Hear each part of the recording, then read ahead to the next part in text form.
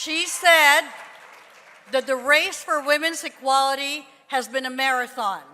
What we need now, she said, are sprinters to the finish line. Well, it is my pleasure and honor to give the 2015 Global Women's Leadership Awards to the sprinter for women globally, Phumzile Mlambo-Ngucka.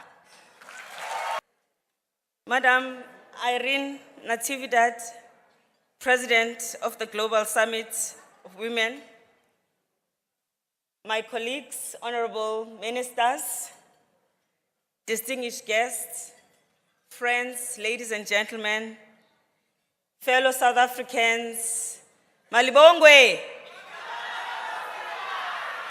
What that means, we must salute the women. That is the slogan of South African women. So we're saluting all the women in the room.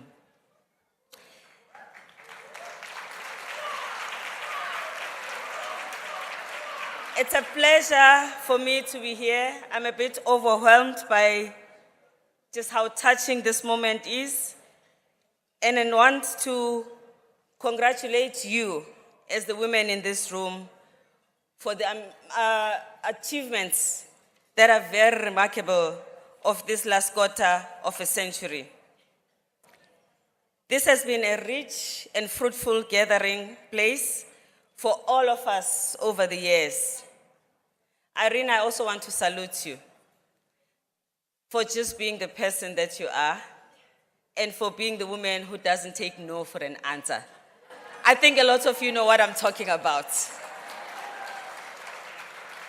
You wouldn't be clocking 25 years if you were not as tough as you are. And even when I've fought with you, I've learned something. I've said, my goodness, she's so tough and she gets it done. I think the moral of the story is that nothing fought for, nothing gained. So congratulations, this is to you. I've also over the years seen how effective the summit is as a place and a market of ideas, a festival of exchanges. Even though I asked not to meet my fellow ministers in the bathroom, those talks were very important in the bathroom while we were doing lipstick.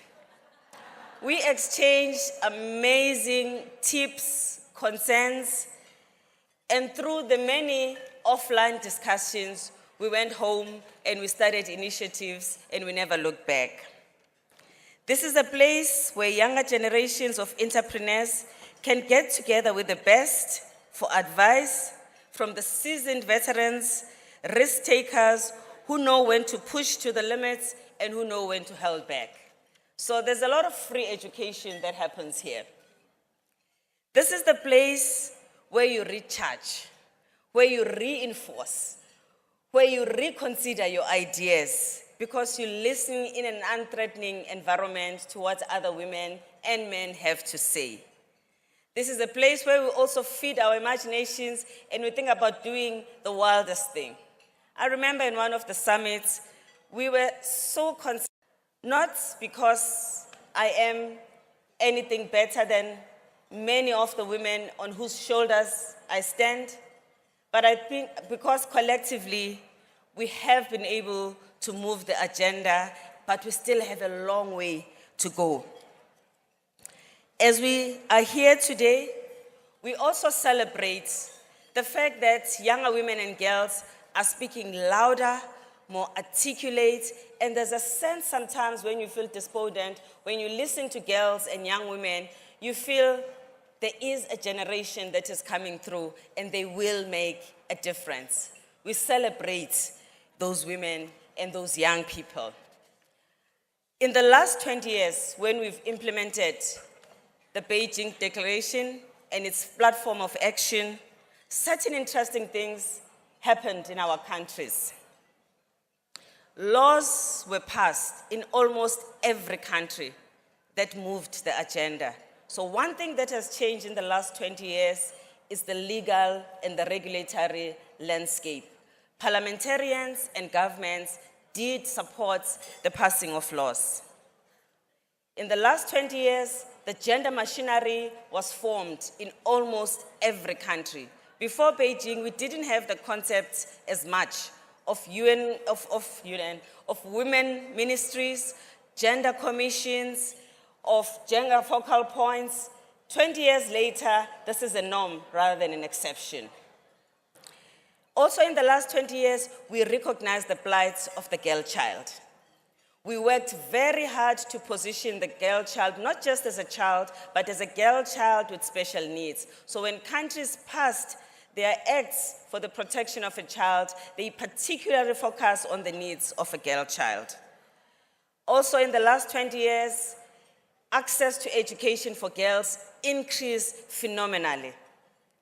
Where we have problems, girls dropping out, quality not being what it should be, it is not because governments are not trying and communities are not trying. It is not easy now to deny a girl child education. Health. Government began to package health programs that were targeted to women's needs. We saw the increase of maternal health care related intervention, and we began to focus deliberately on decreasing maternal death and infant mortality. Not enough, we still have a long way to go, but an effort has been made and we understand women's health, probably not enough girls' health. There, we still have to do much more because teenage pregnancy and inadequate comprehensive sexuality education is still a problem. However, in the economy, there's an illusion of progress. We have not progressed as much in the economy. And if we continue at this pace, according to the World Economic Forum, it will take us 81 years to reach gender parity in the economy, not under our watch. So extraordinary measures are needed, and that is why, Irene, these summits are so special, and because you continue also to engage big companies, you invite CEOs, men and women, because we've got to crack this together. We also still have gender pay gap. Women are paid, on average, globally, 24% less than men. That is a big problem.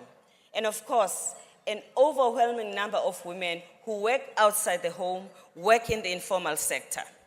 50% of women are now working outside the home, but 75% of that 50% are working in work that is unprotected, so there are no labor laws that cover them, there is no minimum wage, and they don't even have access to maternity care. And in fact, even those women who are in formal and protected work, in some countries, including a very big country, have no access to paid maternity care. What it means is that there's a penalty from society from being a mother. These are some of the changes that we still have. We are calling, as UN Women, for time frames within which to turn the curve downwards decisively. We are saying in post-2015 to 2030, when we adopt the new globally agreed agenda, the Sustainable Development Goals, let us make sure that we begin to count down to gender equality. We are saying planet 50-50 by 2030.